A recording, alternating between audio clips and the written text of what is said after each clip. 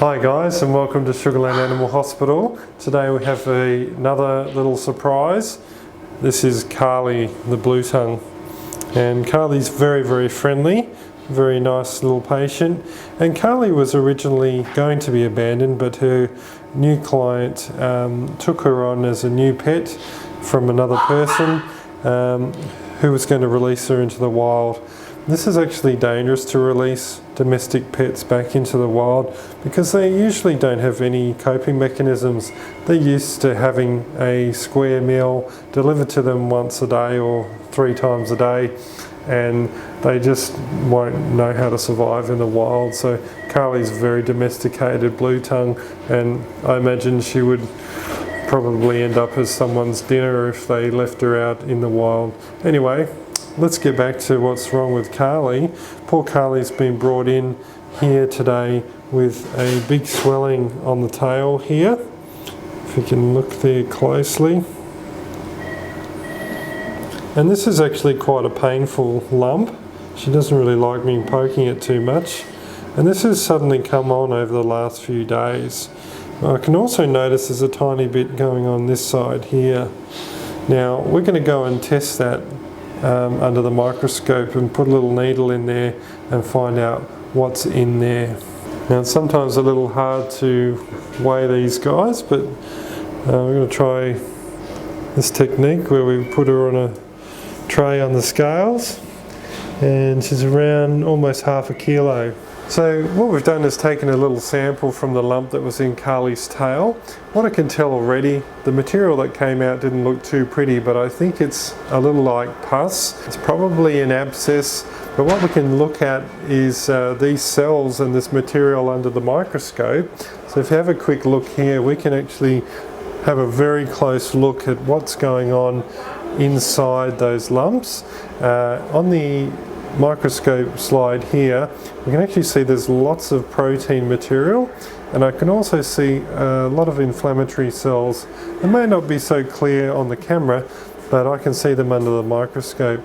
And what this means to me is that this is probably an abscess, or it could be a rotting tumour, but I'm pretty confident it's an abscess, so we're going to try and fix that up right now. So we're just going to do a little gentle incision into Carly's tail, into this lump. We just have a little look inside and see what's in there, what's causing this problem.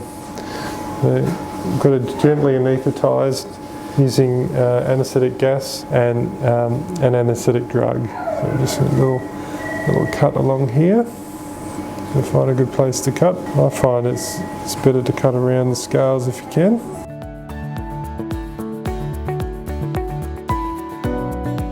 Expecting to find some fluid in there.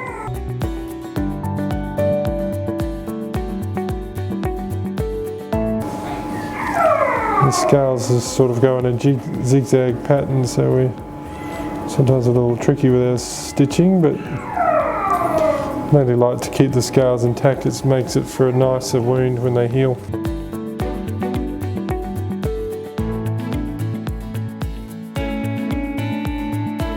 So I'm isolating the lump here. You can see that as a round tissue mass. And examine what that is. If we look here, we can see where the mass is reaching in there. So this could be a tumour. Definitely very swollen and has come on very quickly. I found the cause of the problem. It is an abscess here. You can have a little look inside. There's just a lot of pus right here, and that's the stuff that we found on that slide before, so we've got to clean all that out and squeeze it out, so it's going to be a little gross.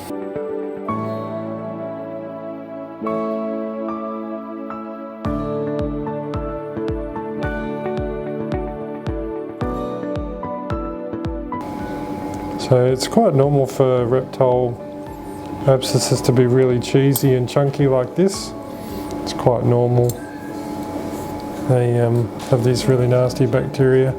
We'll send a bit of this off for culture and sensitivity and work out what bug has caused that. It's 100% an abscess there. So our job, we have to clean this out. That's why it's been very uncomfortable. Just do some flushing, Katie, if that's all right.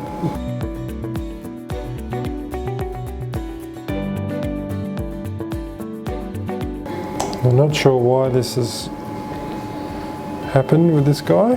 Maybe it was his change of circumstances, or maybe we need to work out what's happening in his environment to cause an abscess like this. It's a pretty nasty one. It's very, very deep.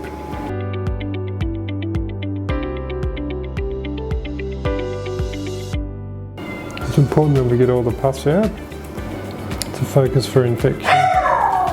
Now we noticed there was another lump on the other side, so we're going to have a little look at that other side as well. Just need to clean this up a little first.